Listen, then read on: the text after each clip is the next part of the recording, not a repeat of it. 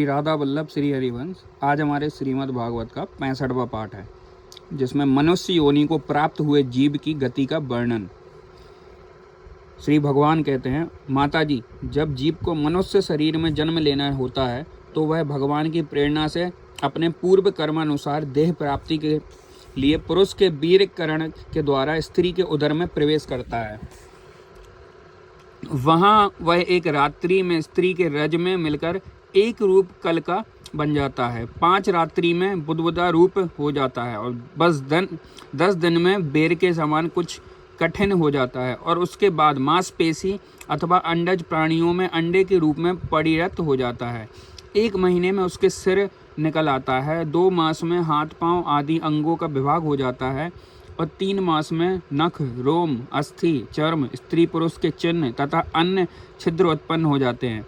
4 मास में उसमें मांसादि 7 धातुएं पैदा हो जाती हैं। 5वें महीने में भूख प्यास लगने लगती है और 6वें मास में झिल्ली से लिपटकर वह दाहिनी कोख में घूमने लगता है।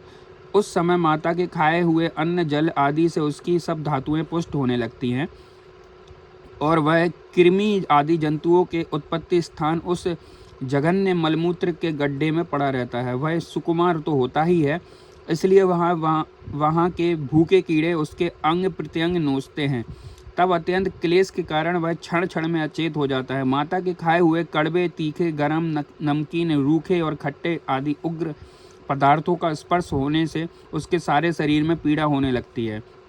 वह जीव माता के गर्भाशय में झिल्ली से लिपटा हुआ और आंतों से घिरा रहता है। उसका सिर पेट की ओर और तथा पीठ गर्दन की कुंडलाकार मुड़े रहते हैं। वह पिंजड़े में बंद पक्षी के समान पराधीन एवं अंगों को हिलाने डुलाने में भी असमर्थ रहता है। इसी समय अदृष्ट और की प्रेरणा से उसे स्मरण शक्ति प्राप्त हो जाती है। तब अपने सैकड़ों जन्मों के कर्म याद आ जाते हैं और वह बेचैन हो जाता है और उसका दम घुटने लगता है। ऐसी अवस्था में उसे क्या शांति मिल सकती है? 7वां महीना आरंभ होने पर उसमें ज्ञान शक्ति का भी उन्मेष हो जाता है, परंतु प्रसूति वायु से चलायमान रहने के कारण वह उसी उदर में उत्पन्न हुए विष्ठा के कीड़ों के समान वह स्थान पर वही नहीं रह सकता। तब सप्तघातुमय स्थूल शरीर से बंधा हुआ वह देहात में दर्शी जीव अत्यंत भयभीत होकर 3 वाणी से कृपा याचना करता हुआ हाथ जोड़कर उससे प्रभु की स्तुति करता है जिसने उसे माता के गर्भ में डाला है। जीव कहता है, मैं बड़ा अधम हूँ। भगवान ने मुझे जो इस शरीर की इस प्रकार की गति दिखाई है वह मेरे योग्य ही है। वे अपनी शरण में आए हुए इस नश्वर जगत की रक्षा के लिए अनेक प्रकार के रूप में धारण करते हैं। अतः मैं भी भूतल पर विचरण करने वाले उन्हीं के निर्भय चरणार बिंदु की शरण लेता हूँ, जो इस माता के उदर में देह, इंद्रियों और अंतःकरण रूपा माया का आश्रय कर पुण्य पाप रूप कर्मों से आच्छादित रहने के कारण बद्ध से जान पड़ते हैं। अपने संतप्त हृदय से स्फुरित होने वाले उन विशुद्ध उपाधि रहित अविकारी और अखंड बोध स्वरूप परमात्मा को मैं नमस्कार करता हूँ। मैं वस्तुतः शरीर आदि से रहित असंग होने पर भी देखने में 5 भौतिक शरीर से संबंध हूँ और इसलिए इंद्रिय, गुण, शब्दादि, विषय और चिदाभास अहंकार रूप जान पड़ता हूँ। अंततः इस शरीर आदि वे आवरण से जिनकी महिमा कुंठित नहीं हुई है, उन प्रकृति और पुरुष के नियंता सर्वज्ञ विद्या शक्ति संपन्न परम पुरुष की मैं वंदना करता हूँ। उन्हीं की माया से अपने स्वरूप की स्मृति नष्ट हो जाने के कारण यह जीव अनेक प्रकार के सत्वादी गुण और कर्म के बंधन से युक्त इस संसार का मार्ग में तरह तरह के कष्ट झेलता हुआ भटकता रहता है। अंततः उन परम पुरुष परमात्मा की कृपा से बिना और किस युक्ति से इस अपने स्वरूप का ज्ञान हो सकता है? मुझे जो यह त्रिलौक्य ज्ञान हुआ है, यह भी अनेक उनके सिवा किसने दिया है? क्योंकि स्थावर जंगम समस्त प्राणियों में एकमात्र वे ही तो अंतर्यामी रूप से अंश से विद्यमान है। अंततः जीव रूप कर्म जनित पदवी का अनुवर्तन करने वाले हम अपने त्रिविध तापों को शांति के लिए उन्हीं का भजन करते हैं। भगवान, यह देहधारी जीव दूसरी माता के देह से उदर के भीतर मलमूत्र रुधिर के कुएं में गिरा हुआ है। उसकी जड़राग्नि से इसका शरीर अत्यंत संतप्त हो रहा है। उससे निकलने की इच्छा करता हुआ यह अपने महीने गिन रहा है। भगवान अब इस दीन को यहाँ से कब निकाला जाएगा? स्वामी आप बड़े दयालु हैं। आप जैसे उदार प्रभु ने ही इस 10 मास के जीव को ऐसा उत्कृष्ट ज्ञान दिया है। दीन बंधु, इस अपने किए हुए उपकार से ही आप प्रसन्न हो, क्योंकि आपको हाथ जोड़ने के सिवा आपके उस उपकार का बदला तो कोई दे भी क्या सकता है। प्रभु, संसार के ये पशु पक्षी आदि अन्य जीव तो अपनी मूढ़ बुद्धि के अनुसार अपने शरीर में होने वाले सुख दुख आदि का अनुभव करते हैं, किंतु मैं तो आपकी कृपा से सम दम आदि साधन संपन्न शरीर से युक्त हुआ हूँ। अंततः आपकी दी हुई विवेकवती बुद्धि से आप पुराण पुरुष को अपने शरीर के बाहर और भीतर अहंकार के आश्रयभूत आत्मा की भांति प्रत्यक्ष अनुभव करता हूँ।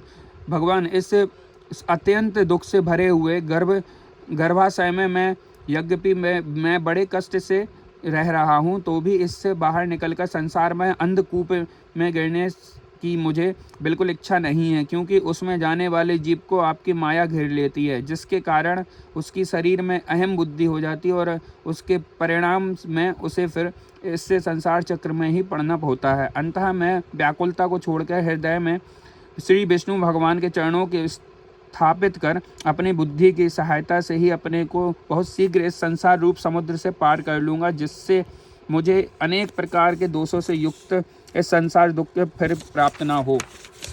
श्री कपिल देव जी कहते हैं, माता, वह 10 महीने का जीव गर्भ में ही जब इस प्रकार विवेक संपन्न होकर भगवान की स्तुति करता है, तब उस अघोमुख बालक को प्रसव काल की वायु तत्काल बाहर आने के लिए ढकेलती है।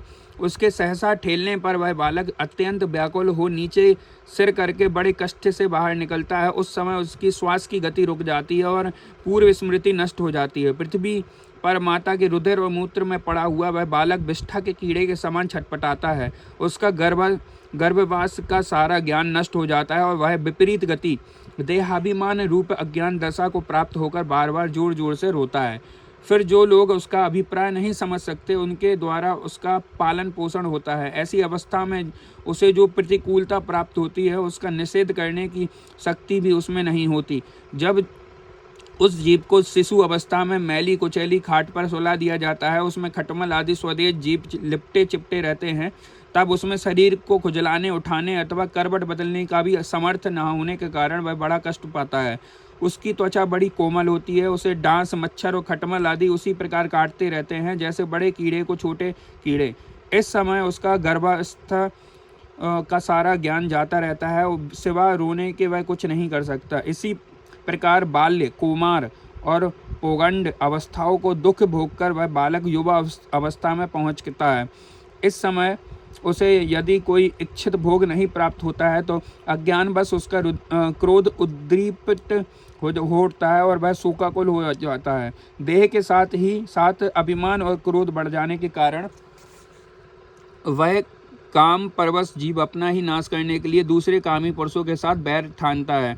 खोटी बुद्धि वाला वह अज्ञानी जीव पंचभूतों से रचे हुए इस देह में मिथ्याभिनिवेश के कारण निरंतर मैं मेरेपन का अभिमान करने लगता है, जो शरीर इसे वृद्धावस्था आदि अनेक प्रकार के कष्ट ही देता है तथा अविज्ञा और कर्म के सूत्र में बंधा रहने के कारण सदा इसके पीछे लगा रहता है। उसी के लिए यह तरह तरह के कर्म करता रहता है, जिनमें बंध जाने के कारण ऐसे बार बार संसार चक्र में पड़ना होता है। सन्मार्ग में चलते हुए यदि इसका किन्हीं जगह और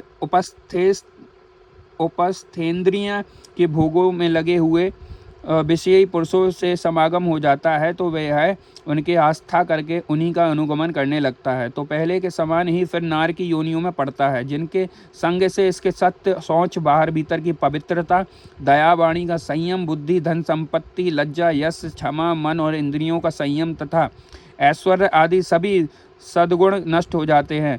उन अत्यंत शोचनीय स्त्रियों के कीड़ा मर्ग, खिलौना, अशांत मूड और देहात में दर्शी असत पुरुषों का संग कभी नहीं करना चाहिए, क्योंकि इस जीव को किसी और का संग करने से ऐसा मोह और बंधन नहीं होता है जैसा स्त्री और स्त्रियों के संगियों का संग करने से होता है। एक बार अपनी पुत्री सरस्वती को देखकर ब्रह्मा जी भी उसके रूप लावण्य से मोहित हो गए थे और उसके मृगी रूप होकर भागने पर उसके पीछे निर्लज्जता पूर्वक मृग रूप से होकर दौड़ने लगे।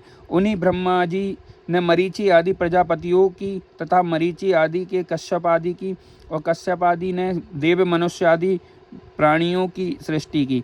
अंततः इसमें एक ऋषि प्रवर नारायण को छोड़कर ऐसा कौन पुरुष हो सकता है जिसकी बुद्धि स्त्री रूपिणी माया से मोहित ना हो। ओ मेरी इस स्त्री रूपिणी माया का बल तो देखो, जो अपने भ्रिकुटी विलास मात्र से बड़े बड़े दिग्विजयी वीरों को पैरों से कुचल देती है। जो पुरुष योग के परम पद पर आरूढ़ होना चाहता है अथवा जिसे मेरी सेवा के प्रभाव से आत्मा अनात्मा का विवेक हो गया हो, वह स्त्रियों का संग कभी न करेगा, क्योंकि उन्हें ऐसे पुरुष के लिए नरक का खुला द्वार बताया गया है। भगवान की रची हुई यह जो स्त्री रूपिणी माया धीरे धीरे सेवा आदि के मिस से पास आती है, इसे तिनकों के ढके हुए कुएं के समान मृत्यु ही समझें। स्त्री में आसक्त रहने के कारण तथा अंतः समय में स्त्री का ही ध्यान रहने से जीव को स्त्री योनि का प्राप्त होती है। इस प्रकार स्त्री योनि को प्राप्त हुआ जीव पुरुष रूप में प्रतीत होने वाले मेरी माया को ही धन पुत्र और ग्रह आदि देने वाला अपना पति मानता रहता है।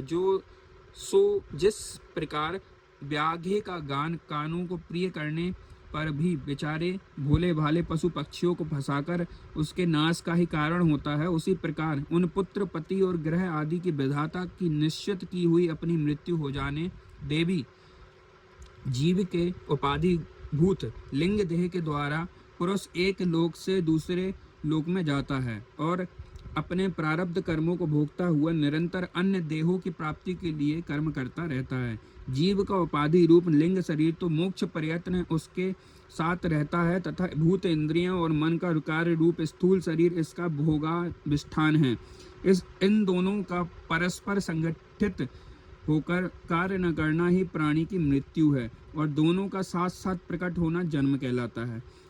पदार्थों की उपलब्धि के स्थान रूप उस स्थूल शरीर में जब उनको ग्रहण करने की योग्यता नहीं रहती, उस समय यह उसका मरण है और यह स्थूल शरीर ही मैं हूँ, इस अभिमान के साथ उसे देखना उसका जन्म है। नेत्रों में जब किसी दोष के कारण रूपादि को देखने की योग्यता नहीं रहती, तब उनमें रहने वाली चक्षु इंद्रियां भी रूप देखने में असमर्थ हो जाती हैं और जब नेत्र और उनमें रहने वाली इंद्रियां दोनों ही रूप में देखने में असमर्थ हो जाते हैं, तब इन दोनों के साक्षी जीव में भी वह योग्यता नहीं रहती। अंततः मुमुक्षु पुरुष को मरणादि से भय, दीनता अथवा मोह नहीं होना चाहिए।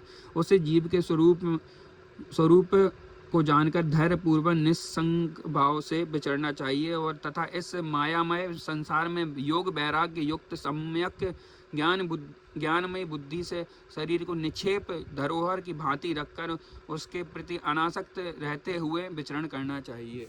श्री कृष्णाम चरण अस्तु। राधे राधे।